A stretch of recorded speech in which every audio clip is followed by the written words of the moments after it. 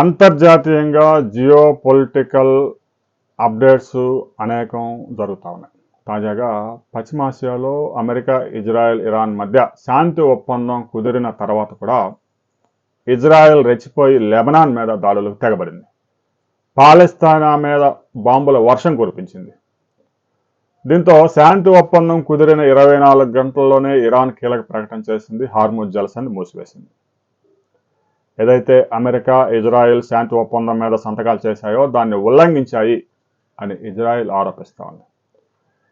Lebanon మీద కానీ పాలస్తీనా మీద కానీ దాడులు జరిపినా కూడా మేము హార్ముజ్ జలసంధిని మూసివేస్తాము అనే హెచ్చరికలు జారీ చేయడంతో పాటు హార్ముజ్ జలసంధి తాజాగా మూసివేశారు. ఇక మరలా స్విట్జర్లాండ్లో చర్చలు ప్రారంభం కాబోతా ఉన్నాయి. శాంతి ఒప్పందం సీజ్ ఫైర్ అమలు కావడం లేదు. ట్రంప్ ఒత్తిడి మేరకు ఇరాన్ సంతకాలు అయితే చేస్తూ ఉంది, కానీ హార్ముజ్ జలసంధి మీద పట్టు వదులుకోవడానికి మాత్రం ముందుకు రావడం లేదు.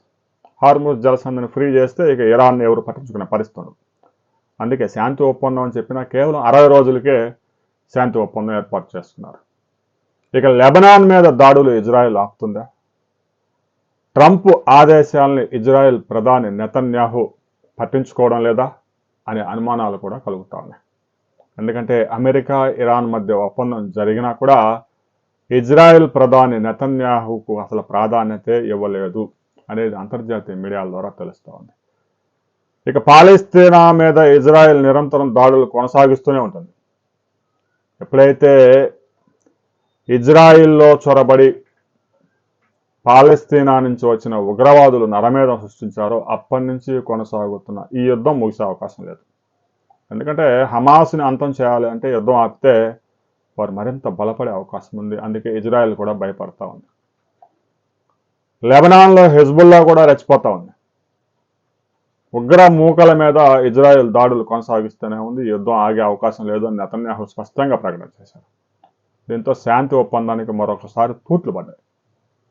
పేరుకే శాంతి ఒప్పందం కానీ అక్కడ యుద్ధం కొనసాగుతూనే ఉంది. హార్ముజ్ జలసంధి మరొకసారి మూసిపోయింది. అంతర్జాతీయ మార్కెట్లో క్రూడ్ ఆయిల్ ధరలు ఈరోజు మరొకసారి బొగ్గమనే అవకాశం ఉంది. ఇక సండే స్టాక్ మార్కెట్లు అయితే చాలా దేశాల్లో ఈరోజు ఉండవు కాబట్టి స్టాక్ మార్కెట్లు ఓపెన్ అవ్వవు కాబట్టి ట్రేడింగ్ ఉండవు. సోమవారం మాత్రం స్టాక్ మార్కెట్లు భారీగా కుదేలయ్యే అవకాశం ఉంది. దీనికి సంబంధించి ట్రంప్ కూడా ఒక ప్రకటన చేయబోతా ఉన్నారు. హార్ముజ్ జలసంధిలో ఇక మీ ఇష్టం వచ్చినట్లు స్వేచ్ఛగా చమురును తరలించండి అని ట్రంప్ ప్రకటించిన 24 గంటలు కాకముందే ఇరాన్ హార్ముజ్ జలసంధిని మూసివేయడంపై ట్రంప్ ఎలా స్పందించబోతా ఉన్నారు, ఎలాంటి రియాక్షన్ ఉండబోతా ఉంది అనే దానికి సంబంధించి కొద్ది గంటల్లో ఒక బిగ్ అప్డేట్ రాబోతా ఉంది. ఆ తర్వాత మరిన్ని వివరాలతో మరో వీడియోలో మనం కలుసుకుందాం.